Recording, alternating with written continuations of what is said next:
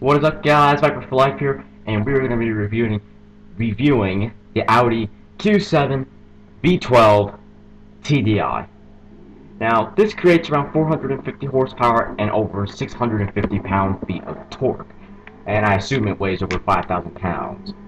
What does this mean for driving? Well, I drove it a bit before recording, and it is a piece of junk. It's terrible. This is like when I did that Aston review, when I was saying that there's something wrong with the picture. This on a track. There's all kinds of wrong with this picture, isn't there? This it's terrible. It's high, okay, and I'm fine with its tall ride height. Can't use the understeer.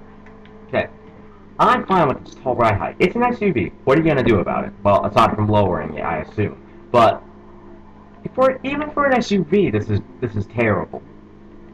Especially for a sporty SUV. The Grand Cherokee in this game, DLC or not, is better than this is, and is faster, I believe, because it's a lot lighter than this is.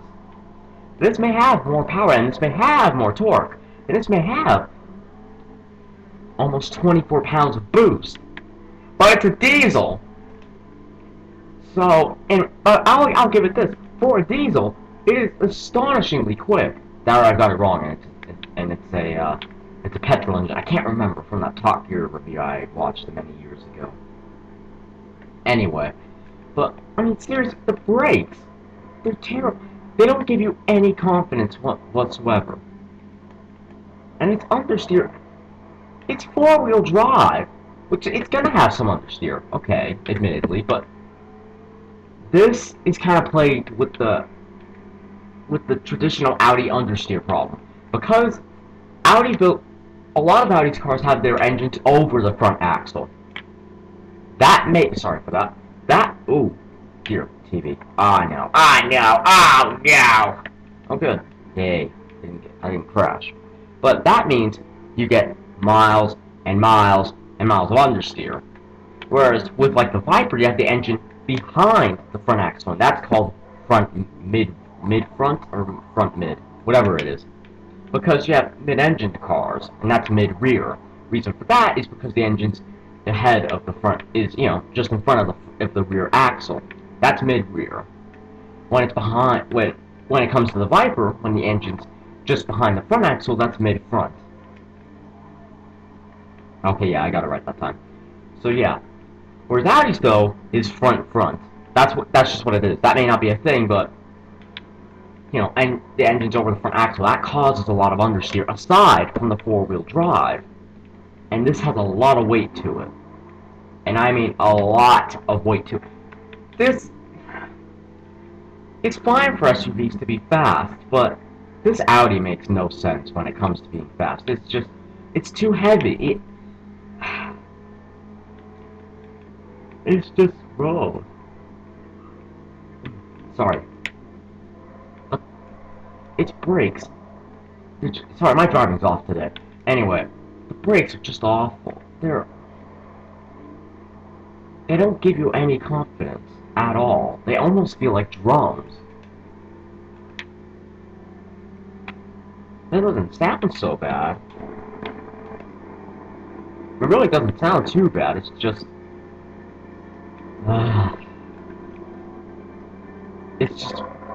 it's not amazing.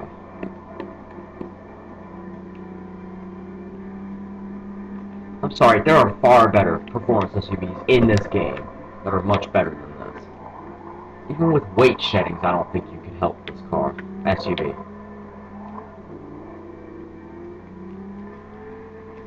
Oops. It doesn't, to my eye, it doesn't look too bad. It's not the best SUV I've seen, ever. That would go to the Durango RT, the newest one. That and the last one before the refresh. But this is just... It doesn't look so bad, but it's terrible! Even though the new one is out, okay? I can't review that one because it's not in game. In fact, it's not in any game. It probably won't be.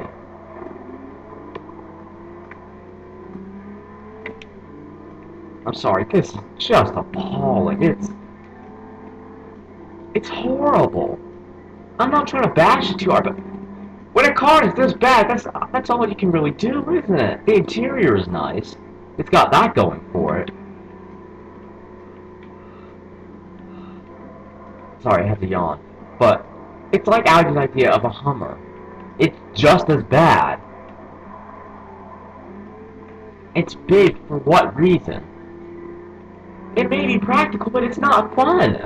And what's the point if it's not fun? What's the point if it's fast if it's not fun while going fast? It might as well be slow and boring. You're not gonna notice the difference. It's just too heavy and it handles so bad. Watch, I brake right when it turns red, and it feels like I'm barely gonna make the turn. It's just not confidence inspiring. And then I just, look at all the understeer. I turned at the perfect moment, cutting the grass of it, and just miles and miles and miles of understeer. Whoa. You can't even vaguely push this thing. I'm sorry, this is Audi's problem. For me, this is probably Audi's worst car yet. It's... just no. Oh no. Anyway, it wouldn't even be good for popping to the shops because it's not that fuel efficient. It's far too big and cumbersome to even try and parallel park. I wouldn't even bother because it's so big, you probably wouldn't even be able to fit it in even one park. You'd have to go to a multi-story, or go to a parking lot. And even then, because it's so big, trying to back out of a spot would just be... Sorry, I'm forgetting the whole circuit. That would just be a nightmare. Yeah, I'm really off today. But... oh, my driving is anyway. I'm sorry. It just doesn't make sense. Even if you took this in Horizon 2, it wouldn't make sense. Because it's just terrible. It's really not that fast. I mean, it's faster than the Datsun 510 Ghost car, but only in a straight. And to be fair, and that's a tuned car that I own.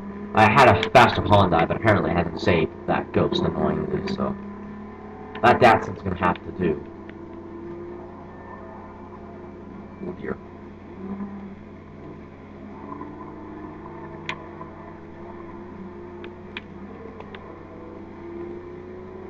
Yes, comedically I got it in pink. It's light, but it's pink. I'm sorry, this just doesn't make sense. It's like that Acura. There are far better SUVs for the money than this! It's terrible! I don't even know why you'd buy any other Q7 other than this one. I mean, technically you could just buy the new one, but if you don't want the new one, which I don't know why, because it's a much better car. Well, hopefully it's a much better car than this, but that's not the point. This is outdated. And frankly, if you buy any other Q7 with a lesser of a motor, it'll be much slower than this will. And how to be able to bear that in traffic? I'm sorry, it's terrible. This is a terrible SUV. Cow! No. From the side of it, it's a mega SUV. And not in a good way. It's just cumbersome. It's a giant.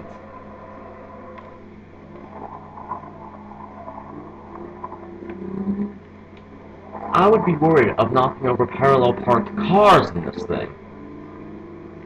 I'd be worried about wrecking a semi in this thing because of how big and heavy it is. I like Audis, I really do. I prefer them to BMWs and Mercs, even though those are technically better cars. I just like Audis. But this one is just...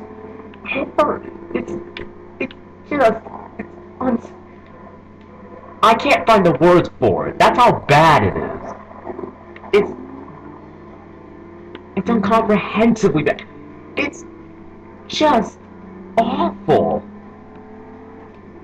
Who at the PR department of Audi said that this would be a good car to have on the market?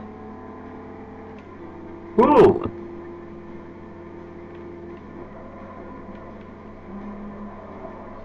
It's just awful. How could Audi get away with making this thing? You wouldn't even be able to buy this in the UK, even though it was sold in the UK. I don't know if it was sold in America. Although judging from, well, never mind. But honestly, this is just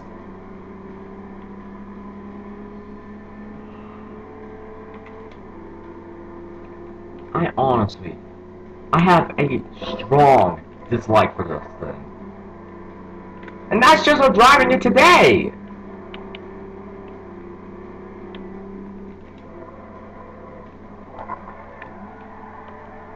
Not even sliding it is fun. Okay, fine, it is a bit fun because you shouldn't be able to, but you can't really do it. It's not that awesome when you do it. It's just,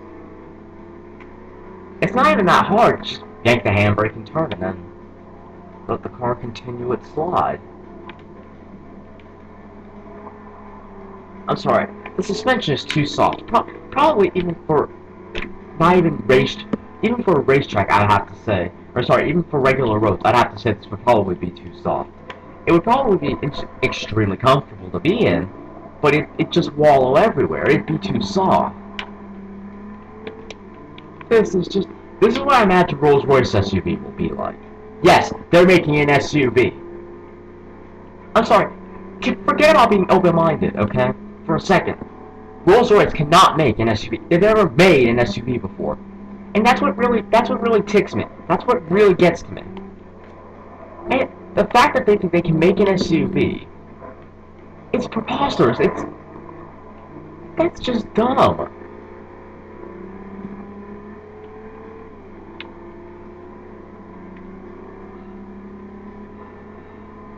It's fine to try anything if you're really willing to do it, but within reason. Within reason. That's the fact that Rolls-Royce is forgetting. That's the fact Aston Martin's forgetting. That's the fact Jaguar's forgetting. That's the fact they're all forgetting. It's okay to try something new, within reason. Now, Jag is going to be fine. Now, you're probably wondering why I say that. Jaguar has Land Rover. That's right, they have Land Rover, so they can ask for a little bit of help when it comes to that. Aston Martin, though, the only person they can really ask is Merc, and even then, while their SUVs are good, it's not going to fit with Aston Martin's image. Or with brand image. I mean, yes, their brand image is comfortable GT cars, so their SUV would be a comfortable GT SUV. That's pointless, though, because SUVs are comfortable, well, most, okay? They're comfortable, so of course they'll be able to do a long distance road trip.